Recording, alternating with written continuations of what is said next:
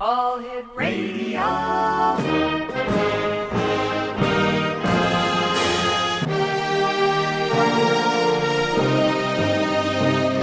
Welcome to the X Zone, a place where fact is fiction and fiction is reality. Now, here's your host, Rob McConnell.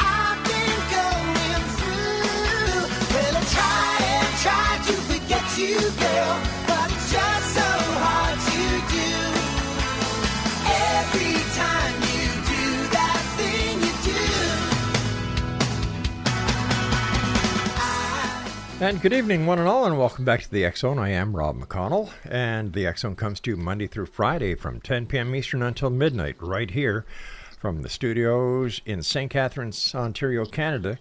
And we're being brought to you on the X Zone Broadcast Network and your hometown radio, Classic 1220, and streaming around the world on classic1220.ca. If you'd like to send me an email, my email is xzone@classic1220.ca. The X Zone is a place where people dare to believe and dare to be heard. It's a place where fact is fiction and fiction is reality. But we're also searching for answers, but demanding the truth. My first guest of tonight's 2-hour show is a gentleman all the way in Victoria, a city called Bondi Beach in the state or province of Victoria in Australia, where today is tomorrow, and if I was there, tomorrow would be yesterday. It still boggles my mind. Joining me now is Andrew RADZIEWICZ, and he's known as the Psychic Firefighter. So, Andrew, welcome to the X Zone. Oh, thank you so much for having me on, Rob. Thanks. You know, first of all, thank you for your service as a firefighter in the city of New York. That must have been exhausting. Yeah, it was quite the experience. I was a third-generation New York City firefighter. My dad and my uncle were on before me, and it's kind of a family tradition, and I loved every minute of it. So tell us about the psychic part. When did you discover that you had the gift, and how did your gift work as an extra arm or eyes or however when you were a firefighter? So I finally figured this out, that it was for real when I had encountered another psychic medium. So growing up as a kid, I'd watch that show on TV, Unsolved Mysteries, with my grandmother. And I remember a ghost episode came on in about 1993. I was 13 years old.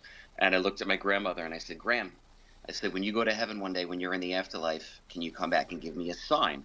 But like they're doing on TV, you know, I don't want to see a feather or a coin on the ground. I want to see something that I know it's you for sure. Sure. Fast forward 18 years later, Gran passes away. And right after she passed, I went into a restaurant in town where I grew up in Floral Park, Long Island, New York. Mm-hmm. And I'm in this restaurant, my mom, Jameson's, and we sit down to eat. And a guy comes in with long hair, earrings, and a leather jacket. And he walks up to me and my mom and he says, did someone in your family just die? They had cancer on the outside of their face. Oh, and we looked at him and we're like, yeah. And he goes, I'm a psychic. I'm doing a reading here at the restaurant. I'm like, oh, yeah, cool, no problem.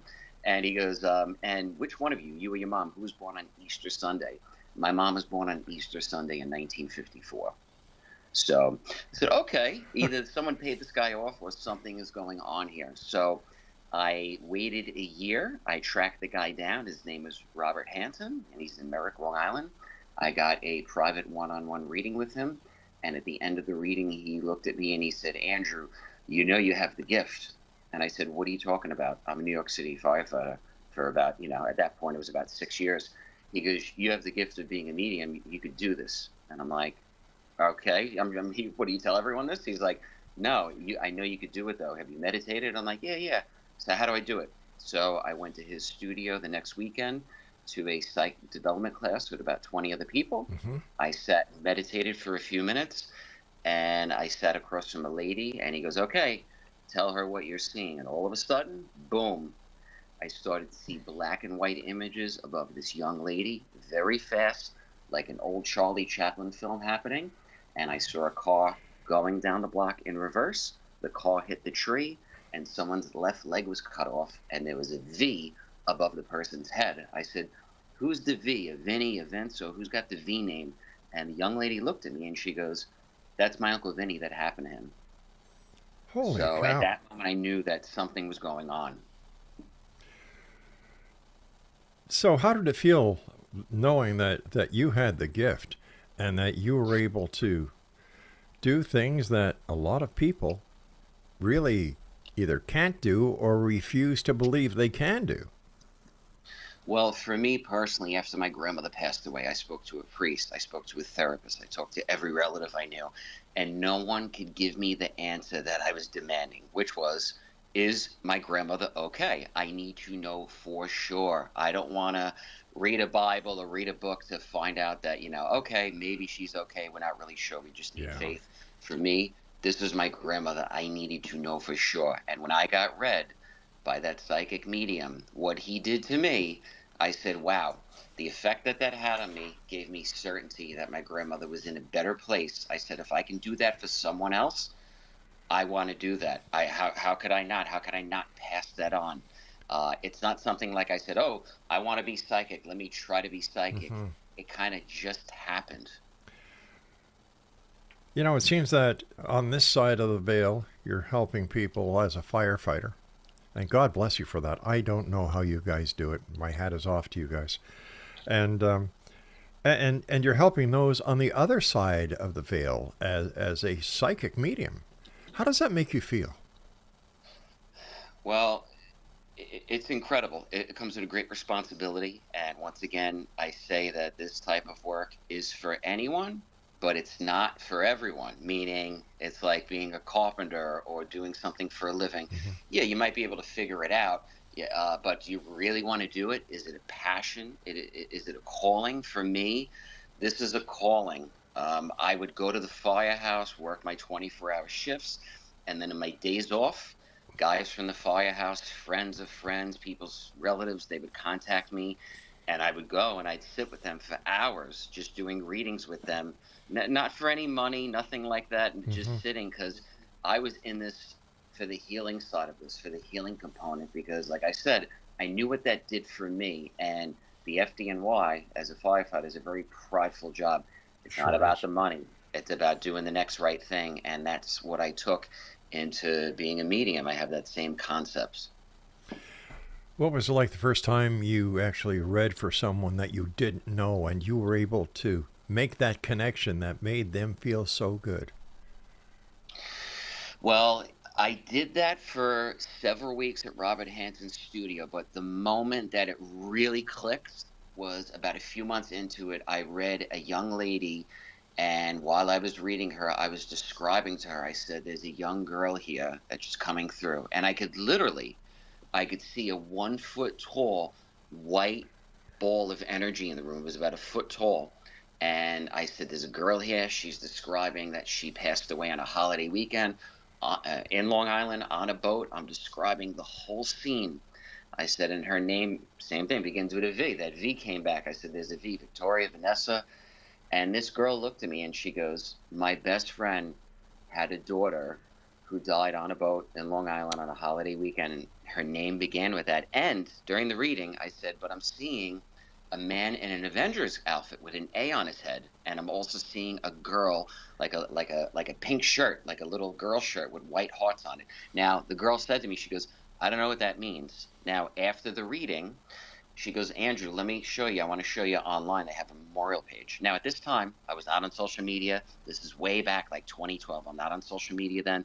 I'm looking with this girl at a memorial page for this young, beautiful little girl that passed.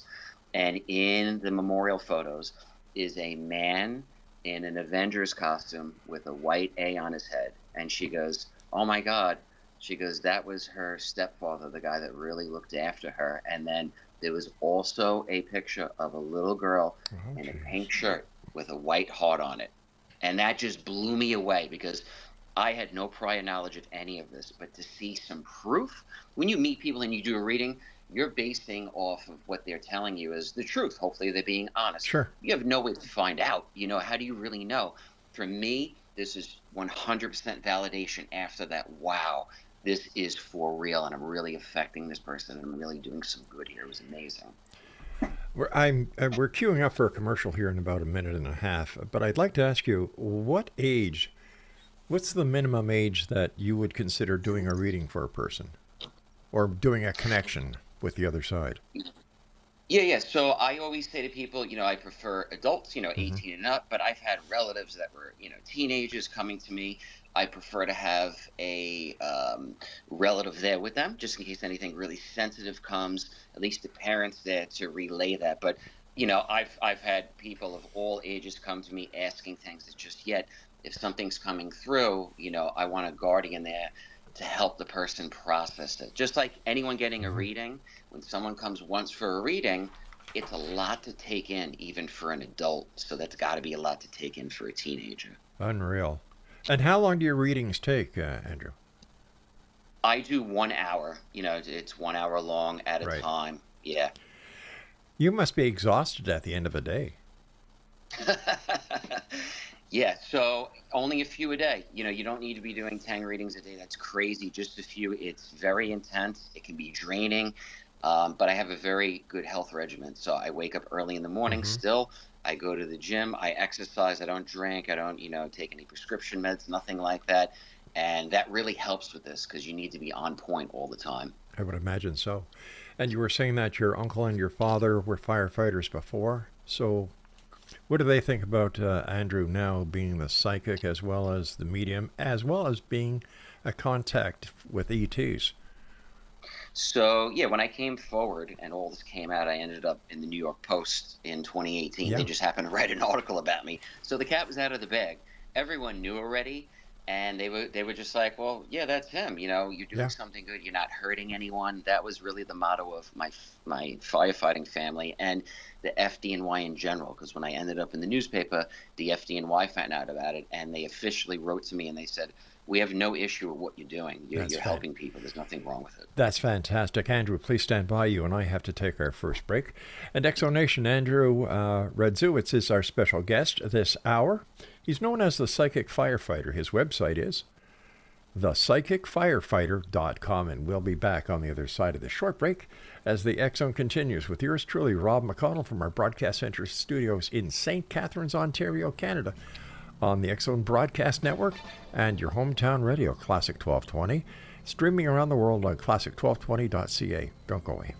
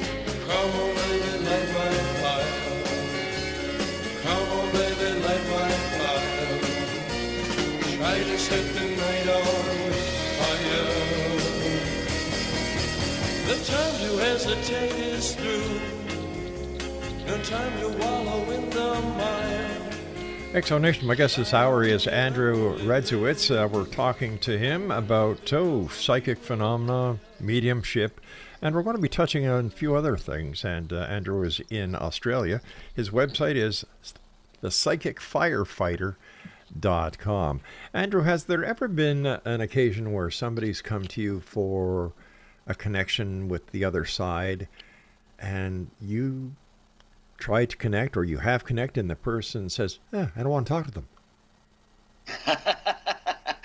Oh, yeah, of course. So, yeah, I have come across that quite a few times. People will come to me, and I always explain first, who's ever there is there. Whoever's going to come through, whatever information is there, it just is what it is. And then, for example, oh, I don't want to speak to Aunt Mary. She's there, next one.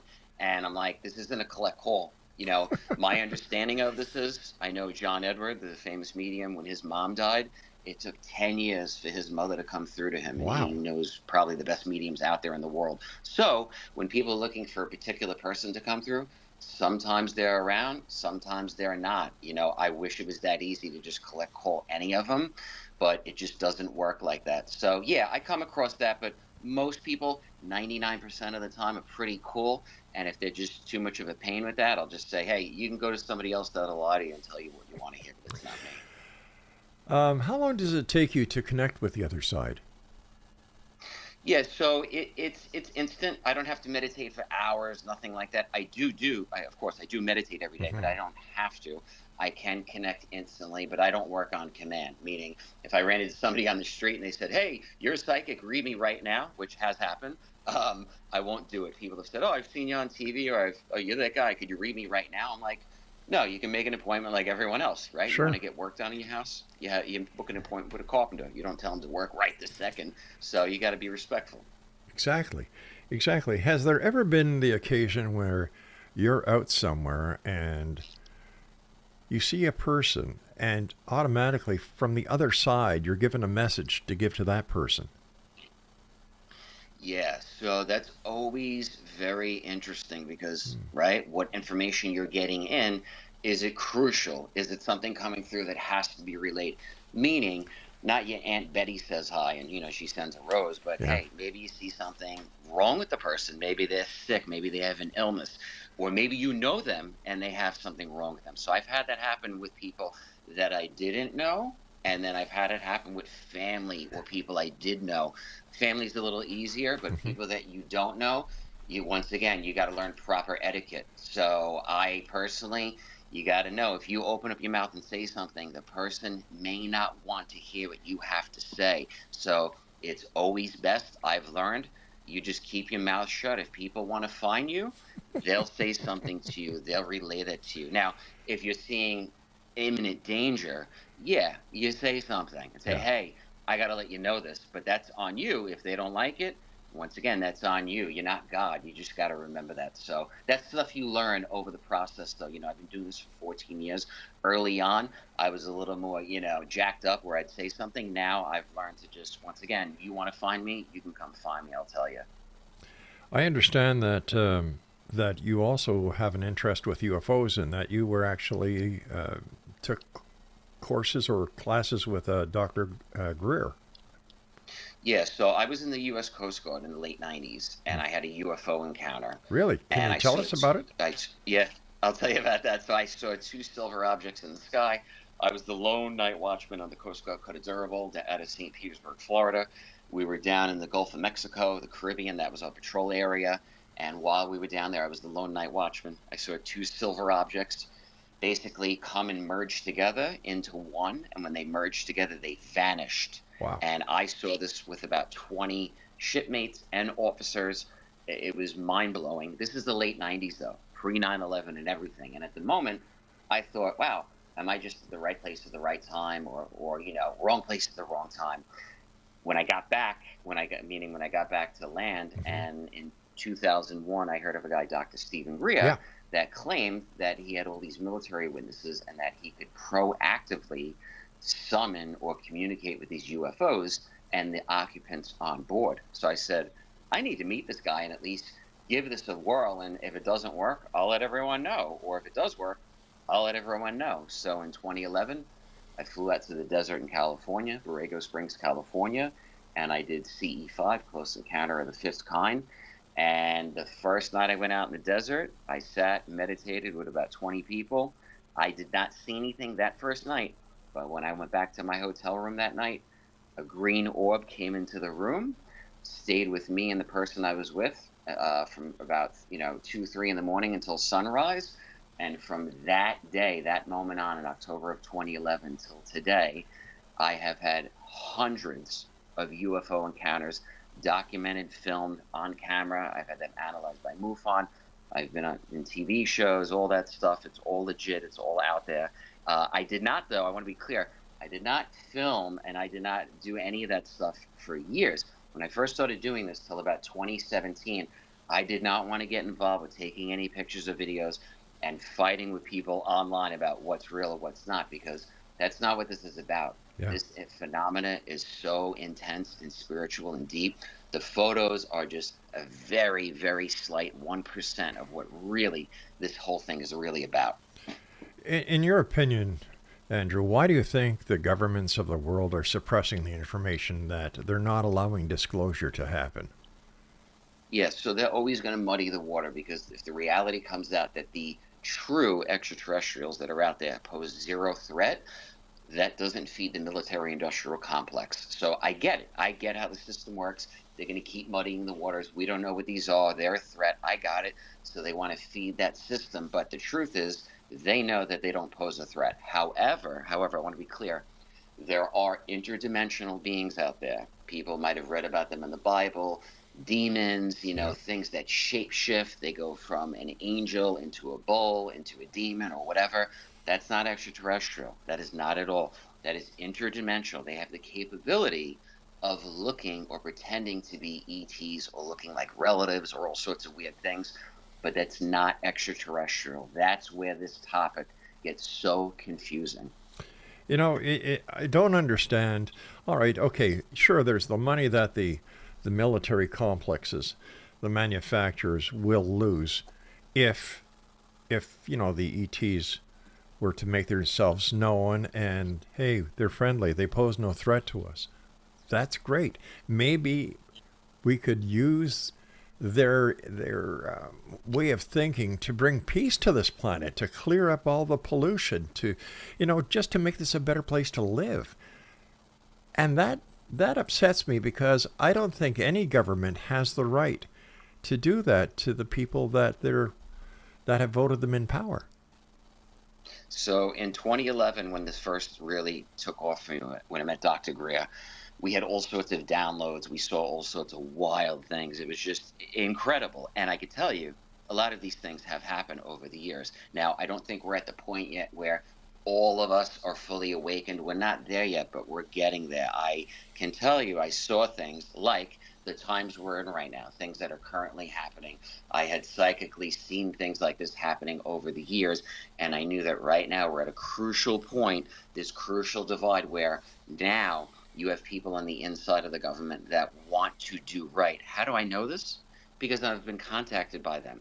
I've had people that are currently at, or have previously worked at the Pentagon, the White House, contact me, that want to do good, that don't want to cover this up anymore. So there is a real battle going on internally to let this truth out. And as long as we stick with the experiencers and the people, I like to say, that are in the mud doing the work, that's the key to this. The officials at Washington, there's always an agenda, right? There's always an agenda. So I personally can't put all my trust in them. The people will lead, and then the leaders will be forced to follow. That is something to look forward to.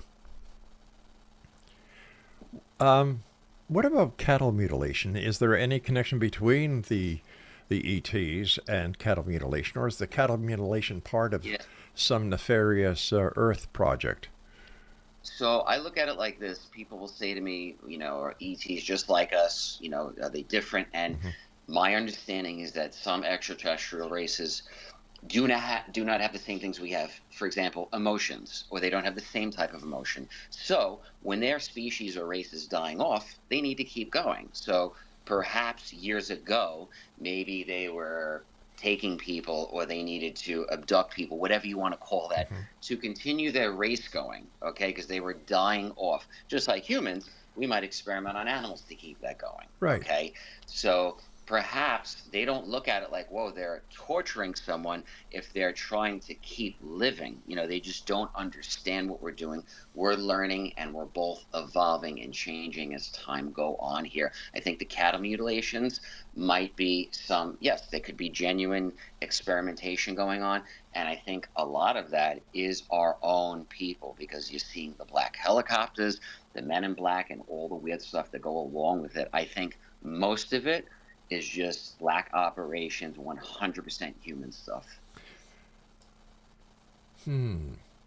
So, have you seen one of these ETs? Yes, several. And most of the time, it is tough for them to hold the vibration of my understanding from what they've relayed to me, to take their natural state, to be in their human form. People say, why don't they just appear in flesh and blood and blah, blah, blah. To hold their vibration, to appear in their natural state here, based on the toxins in the environment, if they were to take their natural state and hold that vibration and say, stay here for a few minutes, Right. the toxins of planet Earth would kill them. Just like us, if we went to Mars, you need a spacesuit. You couldn't walk around there. Sure, so that's that's right. why they come in and out so fast. Yeah. Fascinating. You and I have to take our break at the middle of the hour. But Exonation, our guest this hour is Andrew RADZIEWICZ. He is a former member of the FDNY and former U.S. Coast Guard. Gosh, thanks for everything you've done. And he's currently living in Australia. His website is thepsychicfirefighter.com. And if you'd like to send him an email, the email address is thepsychicfirefighter@gmail.com. Andrew and I will be back on the other side of this very short break as we continue our conversation about UFOs, ETs, UAPs, and much more. The X Zone with yours truly, Rob McConnell, Monday through Friday from 10 p.m. Eastern until midnight. Oh gosh, right here from our broadcast center and studios in St. Catharines, Ontario, Canada, on the X Zone Broadcast Network and on your hometown radio, Classic 1220, streaming at classic1220.ca. I would be a liar if I was to say to you, girl, we couldn't get much higher. Come on, baby, light my fire. Come on, baby, light my fire. Try to set me.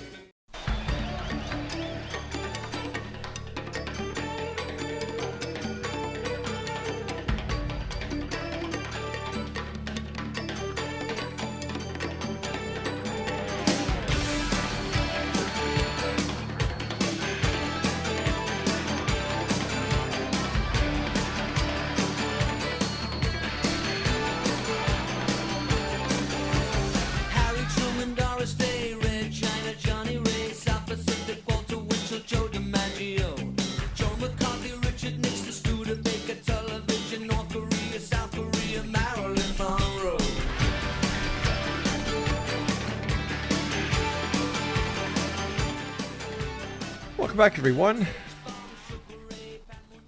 Psychic phenomenon, mediumship, UFO encounters, are they all connected? Well, there is one person, and he is our guest this hour. His name is Andrew RADZIEWICZ, who lives in Australia, a former member of the United States Coast Guard and a former member of the FDNY, who has all three so far, and I'm sure there's much more. And Andrew, you were telling us about this green orb that went into your hotel room. It was for a number of hours, was it? Yeah, so for 3 hours, I was seeing this green ball of light. I got up from the bed. I went to the wall to find where it was. My partner was in bed. I'm like, do you see that? And then the thing was gone. And then I sat back down into bed. The ball reappeared and then moved.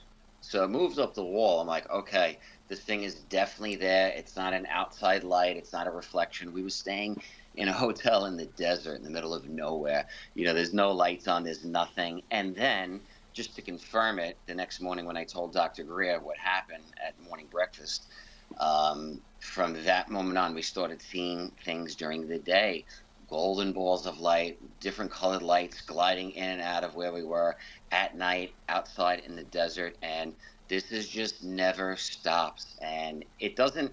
So people ask me, you know, how intense is it? Does it happen every day? If I wanted to. So if I go outside and meditate, boom, it'll happen. Sometimes I'll get a feeling, oh, there's a craft outside. I literally will get a feeling now internally that there's something outside, and I'll have my kids grab a camera, who go outside, and bang, there'll be something there. Now, while this orb was in your, or this ball of light, whatever it was in your room, did it try to communicate with you? Yeah, it felt like, this was my first experience like that, with something literally at the end of the bed. Right. So about 7-8 feet away, very close. People like, did you have a camera? At that point, I don't even think I had one. I didn't bring one on the retreat because Greer didn't want people taking cameras that had a flash on them. So I'm just in the room though. And when you have a close encounter, when an object is that close to you, at least the first time it happened, I did not even think about grabbing a camera. I didn't want to scare this thing. I wanted to just stay right there. And it felt like there was a giant craft outside, and it sent a probe into the room, this ball of light, and it was just downloading us, making us feel comfortable. And it felt like it was kind of just checking us out, and vice versa, like saying, it's okay, we mean no harm, we're here, and we'll go away if you want. You know, we're not here to scare you. This is all up to you, how far you want to take this. That's very interesting. They said, we'll go as far as you want to go with this. And I found that very interesting. They did not speak this. This is just what I was receiving telepathically. When you were on night watch on that on the Coast Guard cutter, were you in the Bermuda Triangle by any chance? Interesting. So no, not at that exact moment, but No way. we were down in that area, not far from there, but no, not in that actual area. I had been down there though on a different patrol, but when I saw that object, no, we weren't in the triangle. No way. Since you had done that patrol into the triangle, did you have any weird experiences? So that's the only experience I had in the service, me personally. Now, people will say, did you have any witnesses? Yeah, there were 20 of us there. Some of the guys that I was on the boat with, a lot of them are still in the Coast Guard. That was only, 1999. Some people are still in. And I've spoken to guys recently. We reconnected on social media. And guys have told me, even after that event, that at different locations they went to across the U.S. and even outside the U.S., they have had close encounters. So guys that are still active, of course, they don't want to come public and talk about it. But I had a buddy just retire, and he said, he's like, man, I'll come on your show and I'll tell everything. So I'm like, that's great, man, because it's so important to get credible witnesses that it's just the beginning of something. When you see something and you keep looking into this, one synchronicity, one sighting after the other and other just keep happening. The fact that you're a psychic medium, do you think this has anything to do with the number of sightings you've had and the number of contacts you've had?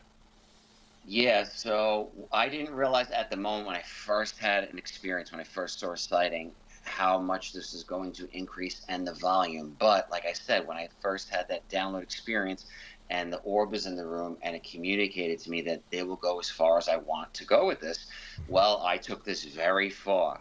And it seemed like anytime I was going through something in life, whether it was a death or losing somebody in the family, 9/11 or anything, going through anything personally as a human being or even as a firefighter, I would have more contact. I would get deeper into this. Why? I think it was to help others that are around. So now when people lose people, when I moved to Australia, I became a mortician. I worked in a funeral home here for the first 4 years that I lived here. So I was literally a mortician preparing the dead bodies. Yeah. And I had a ton of experiences as well in a funeral home.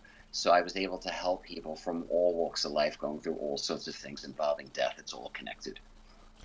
What kind of experiences would you have in a funeral home?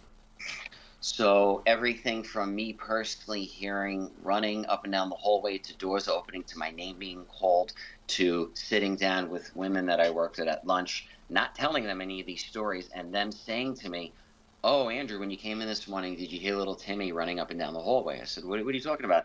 They said, yeah, there's a kid here. We call him Timmy. He runs up and down the hallway and he jiggles the door handle. And I'm like, oh, what do you mean? They're like, yeah, we prepared him. He passed away. We did his funeral. And ever after, something just runs up and down the hallway, very childish. You'll hear giggling and you'll hear your name being called. And we had a couple come in, a husband and wife come in. They were preparing a funeral. We were walking in the back room to show them the coffins. Mm-hmm. And me and a coworker saw a person, a man in a suit, walk through the coffin room. And we looked at each other like, did you see that? We walked into the coffin room. Now, the person we saw walk through the room, there's no door on the other side of the room. So basically, the person we saw, whatever it was, walked through a wall to get out of the room. So it was not human. It was some sort of entity or ghost or something. And I know I'm not crazy. I've seen this with another coworker and people that worked in my funeral home for 20, 30 years, and even priests, Greek Orthodox priests, have told me paranormal stories in churches and in funeral homes. So the paranormal is everywhere. It is well known, and I tried to get some people to come and talk about it publicly. They're all still working. They're currently still working in funeral homes. They're like, man, God bless you. I'd love to talk about it. You keep talking, but I can't do that. I don't want to scare anyone from coming in the funeral home, you know, that it's weird things going on. Mm-hmm. But I'm telling you, it is in every funeral home I've worked in. All that stuff is around. It's just, once again, if you're open to it and you're open to receiving and seeing it, you'll see a lot more of it. This type of phenomena is for the eyes and ears of the people that have the eyes and ears to see it, metaphorically speaking. You know, I've been on ghost trips, ghost tours, where you've got 50% of the people who, you know, they see something or they hear something, and the other 50% say, wow, we saw nothing, we heard nothing. Why is it that only certain people have this ability? So when people say to me, hey, do you want to come to a big group event? I'm very weary. People say, oh, well, you know, why don't you show people your psychic stuff in, you know, a room full of 100 people? I said, that's because 75% could care less. You know, they're just there for entertainment. I prefer one-on-one. When I do CE5, it's outside of my backyard with my family or a close friend or somebody I trust that I know wants to have the same outcome as me. Because when you get people that don't care or just whatever, you're going to get whatever in return. Now, if you can somehow get a group of 20 people like I did on that first CE5 retreat that will all in, that all had that same positive, awesome mindset, you will have a life-changing experience. But too many personalities, too many energies, you got to be really careful, because when you open yourself up like that in a meditation, you're opening up. If you have people in the room that aren't well or they're not in a good space, you could also take on some of what they have, and you don't want to bring that stuff home. Then you start having ghosts and all sorts of things in your house. You got to be really careful who you do this stuff with. You know, if you go to these places and you open yourself up in meditation, you know, I wouldn't imagine it's just the people in the audience that you have to worry about, because if you're no one on the other side, I'm sure that negative entities are just waiting for the opportunity of getting right in there. Yeah, so one of my best friends here, he's a reverend. So if I was doing anything like that or anything ghost related, that'd be the guy I'd have with me. Number one, I don't mess around, whatever it is. It's always good to have solid people with a solid foundation. And it's interesting. I know that people that have had hauntings or those experiences or even abductions, that they've said, in the name of our Lord and Savior Jesus Christ, I command you to leave. They've done that. They've actually, it has been effective. So when I hear that, once again, that to me sounds interdimensional, some sort of demon or entity that is scared of Christ. A extraterrestrial evolved being, the communication I've had, they would love Jesus. They would love God. They would not be afraid or return. So once again, they wouldn't be torturing or poking or prodding you. That sounds interdimensional. So how can someone listening tonight know if Joe Blow down at the street at the psychic fair, who claims to know everything about UFOs, is telling the people there, you know, like the aliens are reptilians, they're from another dimension, they're here to take over the planet? How can they tell between a legitimate person like yourself, as well as how do they weed out the wackos, for a lack of better words? Yeah, so it's interesting because you also get people that have had genuine experiences, good ones, and then they will have an abduction experience or something really messed up. And I know some of these people, and they're good people. And once again, that kind of sounds like some MILABs, so some military and you know, industrial type laboratory stuff that is out there to confuse you. Like anything, what is the message being relayed? What's going on? What are they trying to tell you? What are they communicating with you? Are they telling you about some crazy doomsday event that's putting fear in you? So my loved ones, meaning my relatives that are on the other side, I've communicated with them in spirit. I've seen UFOs around. I've had spirit communication with them as well. It's been positive. It's been enlightening. If the message is negative or scary, or the doomsday never comes, these events they're telling you never end up happening, they tell you to tell everyone to prepare for this doomsday event, it doesn't happen, once again, that to me sounds like a lot of disinfo. There's an agenda there with the ETs. Like they've told me, we'll take this as far as you want or not. You can tell us to go away, we'll leave, we'll never come back. So, Andrew, stand by. We've got to take our final break for the segment. And Exonation, if you'd like to contact Andrew, his website is www.thepsychicfirefighter.com. Andrew and I will be back as we wrap up this hour, this first hour. Yeah, that's right. This is the first hour, Craig, of the X-Zone. More questions than answers all the time. I'll be back on the other side. Don't go away.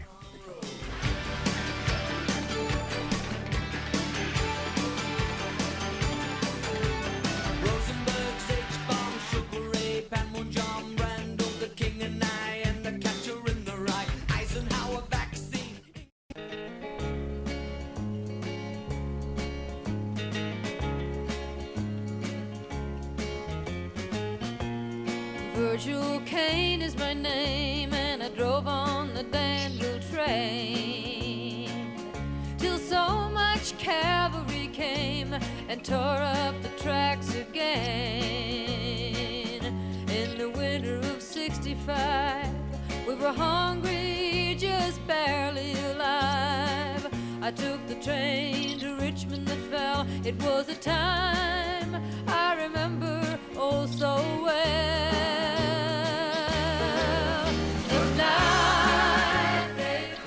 And welcome back, Exonation. Our guest this hour is Andrew RADZIEWICZ, and he is in Australia, a former member of the New York Fire Department as well as the U.S. Coast Guard. Andrew, how did you end up in Australia? Yeah, so when all of this started really taking off around 2017, 2018, I met a lady by the name of Mary Rodwell, who is out in Australia. And I said, well, I'm going to come see her. Why? I was sitting on the beach, and I kept seeing Australia, kept getting downloads, Australia. I'm like, all right, I guess I got to go there. So I hopped in a plane, came out here, and then I met my wife-to-be. And then we started dating long distance, got married, had a daughter, and I just stayed here after speaking at a consciousness conference here. Fascinating and wonderful story. Where do you think the ET phenomena disclosure will actually happen? Wow. So I think it's going to take more people coming forward, more whistleblowers. You know, I've spoken to people on both sides of the coin, and having contactees come out, share their stories, speak with the scientific community. Myself personally, I spoke with Dr. Gary Nolan at Stanford University, and he was very helpful along my process with helping to make sense of this. I know they're studying experiencers, and it's good to check in to look at it from a scientific side, that you're not crazy. This is really going on, because people in the mainstream, they'll listen to scientists. You know how it goes, and you need that in this as well. There's got to be a mixture of everything, but experiencers are the key. And I'd say the next 2 years are going to be real crucial. We need to continue to push this subject so it just doesn't get forgotten about. In your opinion, what happened in Roswell, New Mexico in 1947? Yeah, very interesting. I met a lot of people, even witnesses. I believe that something happened with their radar system where two craft collided. I know Dr. Greer told me they were shot down purposely when I met him in 2011, but I believe that something did happen at that event. I believe that there was genuine extraterrestrial craft, and this was happening even before Roswell. There were crashes before them, but that's the big one that we knew about, and it is a huge foundation of where we're at today. With the Tic Tac and the gimbal in the South Pacific off San Diego coast, what do you make of that?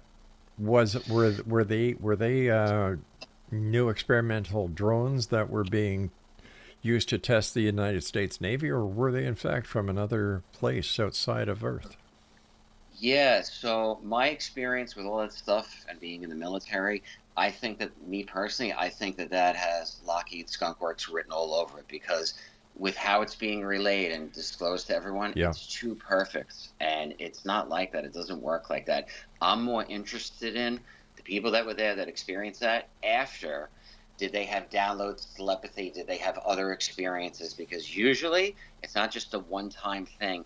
That whole thing is, whether people like it or not, is scripted, because it's all over the news, it's all over mainstream, and it's being relayed. They had to have permission to talk about it, right? They had to have authorization to talk about it. Otherwise, if you don't, you'd end up in the brig. Trust me, I would know. So Something that I found very suspicious about the entire thing was that if there's a UFO that is detected by the aircraft carriers' very sensitive and long-range radar, why would they send up an aircraft, a fighter that isn't armed? That made no sense to me. Yeah, like I said, this whole thing just seems very scripted. When we encountered what we encountered, and this is in 1999, the technology is much more sophisticated. But the first thing we did, we had our gunners man the 25 and 50 cal machine gun, just in case, Sure. because you don't know what you're dealing with. This is not a joke. You're not going to go run, a test experiment or a training exercise, unless that's what it is. But when it's the real thing, this is this is extremely sensitive and serious. I don't see why they would ever reveal that if that was the real thing. That is so sensitive. If that is the real thing, you wouldn't let that out. I don't just personally, it doesn't feel right to me. As a firefighter, I remember reading the article, and in one part of the article, it said that you could actually see ghosts when you were fighting a fire. So yeah, this phenomena saved my life. So I don't really care if people believe it or not. I'm alive today because of it. So are my coworkers. And we were at a fire one night, and basically we show up. I jump off the truck. I could hear my grandmother's voice, and I could see a outline of an apparition, like a purple mist, come in, and I could hear my grandmother's voice basically say, "Andrew, don't go in there." And I'm like, what? I grab my stuff, go to the front of the building, and I'm thinking, how the heck am I going to tell the guys we can't go in? Right. And we just get ordered by the chief, ladder 119, you're going in the top floor. That is not asking, that's a command. Okay, you don't disobey a command. I remember turning around to the guys next to me, especially one of them was a probie. He had the orange probationary firefighter patch on. And I looked at him and the guys, I said, hold on a second, just wait. And they like, what? And literally 30 to 40 seconds later, fire blew out of every window on the top floor, fourth floor we were about to go in. Oh my gosh. So yeah, that's all I know. And it just happened to be somebody was sitting there, someone was buffing the fire, and the news is there. Somebody has this on film. They have the explosion and everything. It just happened to be. Unfortunately, a couple people died in the fire. And at the time, I was just like, once again, like, wow, that's incredible. Not thinking much of it, but I realize now how big that was. We all would have been incinerated instantly. I'm sure there's not one member of our listening audience tonight who does not remember the events of September the 11th. Have you been down to the site of the Twin Towers? And I've often wondered if that area is haunted by all the people who lost their lives. Yeah, no, it definitely is. I've been down there personally, and I know guys that have been down there. My dad was a firefighter working that day, and he was in a ladder company in his house, and there's an engine in his house. And when 9/11 happened, my dad's company pulled up, the engine was walking towards the World Trade Center, and a firefighter jumped out of the window. Someone jumped out of a window and hit a firefighter walking. The guy's name is Danny Sir. Some person in one of the towers jumped out, hit and killed Danny Sir. My dad's engine company started to work on Danny Sir to try to revive him, to try to help him. As they're working on him, the first tower fell. So it just happened to be in the entire area that my dad works in. You can look this up. Every single firefighter working in every firehouse around my dad, every single firefighter, every single house was killed except my dad's company. No one got killed that day for some reason. That was one hell of a tragic day. And I can tell you that, yes, at the site itself, yes, there are spirits there. And I know this for sure. I've seen them. And other guys from other houses have told me stories of guys that got killed, about their ghost, about their spirit that are in the firehouse. Hence the name Angels in the Firehouse. I'm writing a book called Angels in the Firehouse about that very thing, and it is happening all over New York City. There are guys that died on 9/11 and at other times that are at the firehouse. They kind of just hang around, and guys just know, it is what it is. Chilling. We've come to the point where I've got about 3 minutes left, and what are your final thoughts that you'd like to share with the X-Zone Nation tonight? If you're listening, you've had any sort of encounter or something go on, we need people to come forward and share their experience. And if people are out there and they think they have psychic abilities or they want to develop them, I would highly recommend that, because we are going to have a lot more contact experiences with social media. These things are well known now. Tap into them, look into them. If you feel the call, you feel the pull, go out there and develop them and find credible people with backgrounds that have trained with people. Don't just go on TikTok or some platform and get a reading from some random psychic. Make sure it's from somebody that's been around, knows what they're doing, because you want to get good information, okay? Not everyone that dies on the other side is in a good space. Sometimes they're struggling. Sometimes they don't come through. There are all sorts of scams out there, though, and people will tell you anything you want to hear for a buck. So just do your homework, do your research, and by us coming together, like I spoke about before, if the people lead, if we come forward and share, we will force the people in Washington and all over to follow us. Why? Because I know it's already happening. So if you feel that call, if you feel that pull, keep going, find the others, find your tribe, find your community, and we are disclosure, we the people. If somebody wants to contact you or get a private reading by you or pick your brain, how's the best way to do that? I'm on every social media platform, but just go to my website, thepsychicfirefighter.com. All of my UFO footage is on my website. It's on my social media platforms. I was in a TV show called Close Encounters Down Under, episode 4. You can see my analyzed footage in there by MUFON. But if you want to reach out to me, feel free to contact me through my website. And if I can help you out at all, I'm here. Just let me know. My producer checked our past guest list, and we've had Mary Rodwell on the show. Yeah, when I met Mary in 2017, one of the first things I said to her on recording, I go, Mary, I don't know you, but you and I are going to be doing something together on TV to help educate people about this. Fast forward a year ago, I was in that show Close Encounters Down Under. They analyzed my UFO footage, and the person after me speaking about my footage is Mary Rodwell, and they didn't tell me they were doing that. So that is absolutely mind-blowing when I saw that.